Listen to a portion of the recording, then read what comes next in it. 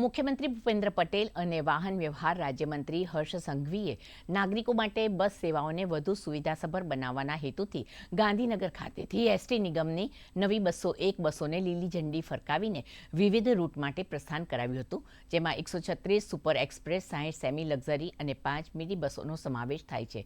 ગાંધીનગર ખાતે યોજાયેલા સમારોહમાં મુખ્યમંત્રી અને વાહન વ્યવહાર રાજ્યમંત્રીએ બસના ડ્રાઈવર, કંડક્ટરોનું અભિવાદન કર્યું હતું.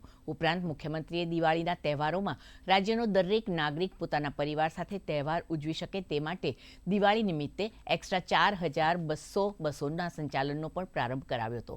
આ પ્રસંગે વિવિધ અધિકારીઓ ઉપસ્થિત રહ્યા હતા.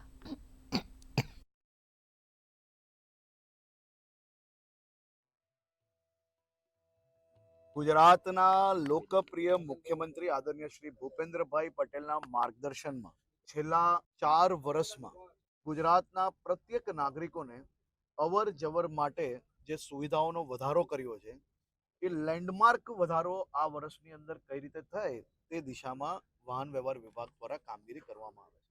એમ 201 નવી નક્કોર લેટેસ્ટ બસો એ ગુજરાતના નાગરિકોની સેવામાં આજે ખુલ્લી મૂકવામાં આવી છે. 201 બસમાંથી સુપર એક્સપ્રેસ 128, ગુર્જર નગરી 68 અને મીડી બસ 5 એમ 201 નવી બસો આજે ચાલુ કરવામાં આવી છે.